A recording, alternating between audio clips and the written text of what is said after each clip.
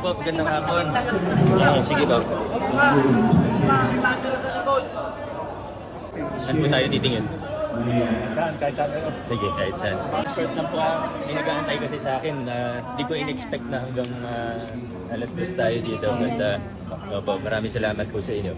Sir, ano yung sasabi mo sa Wala naman po. Sabi po ni Vizcaya, Wag ko ano yung sabi ko kanina, yun lang naman talaga. Kailangan maging maingat tayo dun sa mga naririnig natin. Hindi lang mula kay Mr. and Mrs. Vizcaya, kundi sa lahat. Let's take everything with a grain of salt. Ibig sabihin, pag may narinig tayo, wag hook, line, and sinker. Bakit? May ulterior motive sila eh. Yung sa Vizcaya, malinaw, maanggulo sila para maging state witness.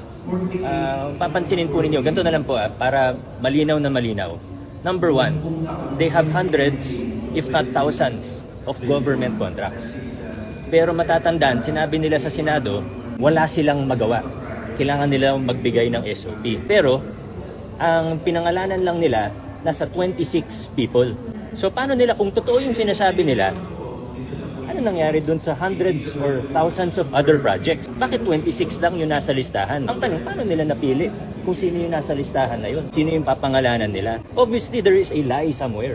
Again, para malinaw na malinaw, sana hindi ako makuha out of context. Wala tayong inaano dito, kundi gusto natin malaman ng katotohanan. We know there are senators that are guilty. We know there are congressmen that are guilty. We know there are contractors that are guilty. We know there are DPWH officials that are guilty. Everyone in this building knows that. Whether we admit it or not, we know that. Pero, itong listahan ni Distae, itong mga statement, hindi lang yung listahan, buong statement nila, malinaw na sinungalingan. I'll state it again para hindi ako ma-out of context, para malinaw po. Tingnan natin na maigi. They have hundreds, if not thousands, of government contracts in practically all districts in the Philippines. Number two, pinangalanan nila, iilan lang. Pero sinasabi nila na wala silang magawa, kailangan nila magbigay ng SOP. Ang dami palang hindi nila binibigyan. Ba't hindi na lang sila dun mag-project? Ibig sabihin, walang pumilit sa kanila. So, walang convincing Or it could be that lahat pala binibigyan nila. Posible din yun. So, walang hindi natin convincing alam. hindi naman sir Wala nag-iingat lang sila ma-perjury. kumbaga nag-iimbento lang sila. Nag-iimbento. Kita rin naman kanina, humingi ng executive session kasi may sasabihin pa daw. Magbibigay pa daw ng pangalan. Nung sinabi ni, sinong congressman ba yun? Congressman Laila. Ay hindi, walang executive session. Biglang sinabi na, ay hindi ko lang pala alam kung anong ibig sabihin ng executive session. So malinaw na malinaw eh. Hindi pa kayo papayag na maging state witness? Or gagawa ba kayo ng mga paraan? That's for the Department of Justice to say. Mayor, may pero sa akin, malinaw na malinaw. Sana sa lahat sa atin, malinaw na malinaw. Yun yung anggulo nila. Yun yung anggulo nila. So, ang balak nila ngayon, guluhin na tayo, lituhin tayo para hindi natin alam yung facts. Hindi maging malinaw yung ebidensya. Pag hook, line, and sinker, tinanggap natin ng lahat ng sinasabi nila. Ang mangyayari dito, after a few months, wala na lahat to. Maniwala kayo sa akin. Yan ang gusto nilang mangyari. Huwag sana tayo pumayag. Mayor, naman sasabi niyo sa... Dinadivert lang nila yung investigation para sa ibang tao. That's what I mean when I say ginugulo lang nila tayo, nililito lang nila tayo. Kailangan maglabasan tayo ng ebidensya dito. Kung sino man na may mga ebidensya, ilabas nyo na. Kung may nalalaman kayo, ilabas nyo na. Mayor, naman sasabi niyo sa specifically pag... Oh, yan sa Pasig. Again, that's what I said about yung sinabi ko tungkol sa buong sworn statement nila. Yun na lang muna yung comment natin tungkol doon. Pero yung sinasabi ko kasi kanina ni Congressman Romulo, obviously kalaban siya ng mga Vizcaya, so tinitira siya.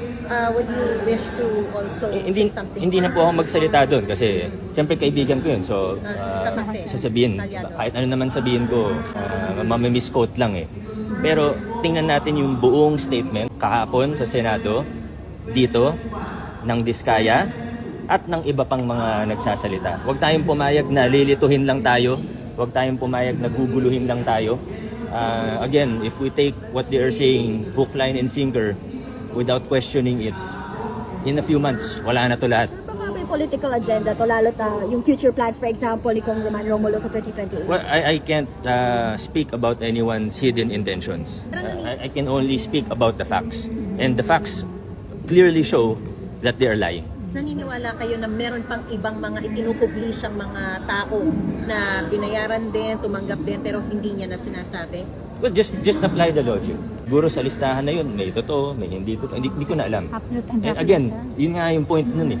Para lituhin tayo eh. Yun yung point nun. So again, huwag tayo pumayag. Ilang percentage ang hindi totoo sa mga sinasabi? Hindi ko na alam. Pero gaya ng sabi ko kanina, they have hundreds, they have probably thousands of projects in the last, sabi nila matagal na sila, di ba? 23 years na daw sila. So yun lang po muna. Maraming salamat po sa inyo. Sana po maging maingat po ang bawat isa sa atin sa lahat ng impormasyon na lumalabas. Halo-halo na yan. May katotohanan, may kasinungalingan. At kaya alam ko talaga na yan yung anggulo nila. As lately as Thursday morning, meron pong nag-text sa akin na common friend na nakikipag-set si Mr. Diskaya ng meeting sa akin. Siyempre, hindi ko papatulan yung, ba't ako makikipag-usap sa kanya ngayon pa, di ba? Bakit? Pero malinaw na yun nga talaga yung anggulo, yun ang plano. So, there may be more to this than meets the eye. Confirm po ba na from Diskaya talaga yung invitation? Yung invitation? Confirm na sa Diskaya galing yung invitation? Well, yung common friend namin, wala naman dahilan para magsinungaling. Kaya nga niya dun inaabot yung invitation para makipag-meeting. Pwede niyo siyang tanungin kung totoo na galing sa kanya. Bakit kayo Baka gusto ka rin, sir? ma-meet nila? Hindi ko alam exactly kasi hindi naman natuloy yung meeting. Pero may nabanggit dun na state witness. So siguro iniisip niya baka makatulong ako sa kanya. Pero sa akin hindi. Dapat ilabas natin kung anong katotohanan. So pasensya na po. Medyo na-delay na ako.